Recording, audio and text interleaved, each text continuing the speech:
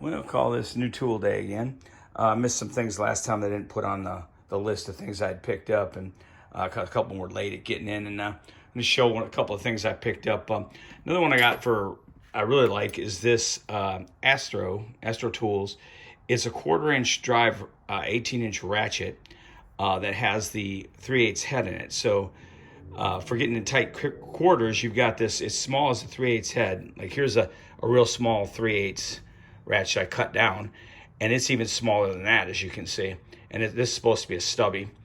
And this thing was only like 17 bucks, and it takes a pretty good load. I tried it on a bolt that was 60 pounds, and it broke it loose without breaking it. So it's a pretty good little tool for $18. The other thing I did was I bought a Husky stubby ratchet. These are the ones 100 teeth. They have like a 3-degree turning radius, and like as you can see, it is so short, tight radius. You can like get in tight areas, and it has so little swing to it. I think it's 3 degrees, one of the shortest ones in the market. I think it even competes with Snap-ons. Got the quick release button. Of course, it came as a 5.5 inch, and I modified it. I didn't like that, so I cut it down. I cut 2 inches off of it using my air saw and just cut the end off it. So I like it where you can get a hand over it, so you can get down in tight areas and still have enough to reef it loose, and it works in those tight areas.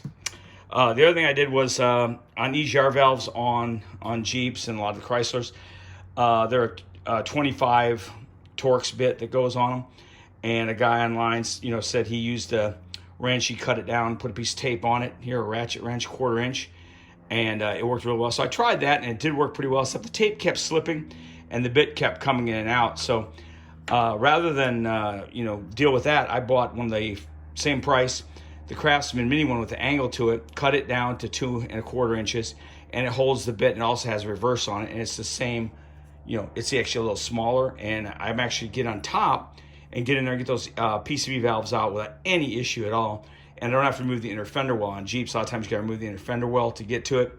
By doing this with the Craftsman one and cutting it down and using the Torx bit, you can get in there and not have to remove the inner fender well on it. And I like that. It's a little less, it's time saving. So the thing I really like that I'm really pumped about, I should say, are these right here. Gearwrench, I don't know how long they've had these out, but they're a magnetic swivel.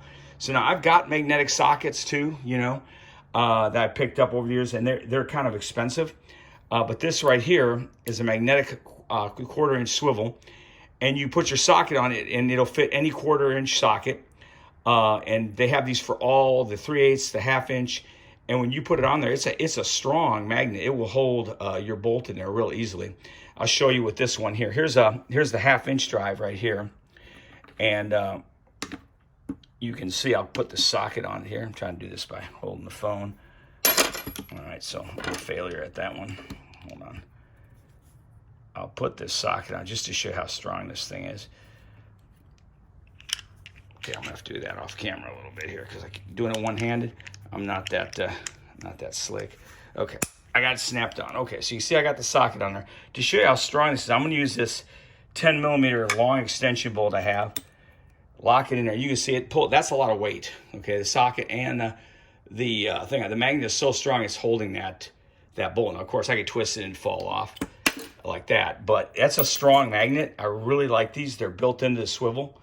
They work exceptionally. Even make one that's an adapter, which is a magnet. So if you've got, for example, like these right here, so going from 3/8, this is a low profile, 3/8 to a 1/2 inch drive adapter. They make it, it's not low profile, of course, but it has a magnet built into it, so you can adapt from your 3/8 to a 1/2 inch, or your 1/4 inch to 3/8. So it's kind of nice. Makes it kind of convenient for you. So I picked up on those too. I really like that. There's just a couple options, things I picked up and I forgot to talk about last time. And I highly recommend if these are like 15 bucks a piece for the swivels.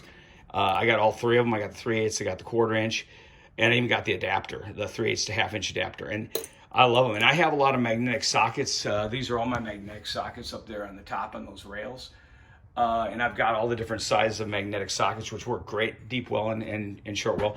But the good thing about these is you can actually use these on a deep well socket or a standard socket. I've tried them on both. And because when the bolt slides in on the deep well long enough, it'll still catch the bolt on the deep well socket. So for 15 bucks a piece, these are steel. save you from a lot of those water pumps, a lot of those areas where you get a bolt underneath the engine where you can't really get to it. It makes it a heck of a lot easier for you to do that. The other thing I add is Gearwrench came out with these. This is a 20 inch one. I have the 24 inch coming in the mail. I had the snap-on, and when I used to do headlights and other things on some of the cars back then when I worked for GM and Chrysler at the dealerships. That was back in the 80s, 70s and 80s. I lost them somehow, or somebody borrowed them, never returned them. You know how it is when you work at a place, people borrow your stuff. So I got the two Gearwrench. I really like these with the soft handle. This is a 20 inch. I haven't got the 24 yet. It's supposed to be coming in the mail, but not bad for $20 screwdriver. You pay Snap-on, you're going to talk $30-some, 37, 38. So those are the things I wanted to add today for, I guess I'll call it Tool Tuesday or whatever. Yeah, that's my video for today on a few of the tools I picked up to make life a little easier when you're working on cars. Even if you're just like I am now, just do it yourselfer. It's nice to have the right tool to do the job. Thanks.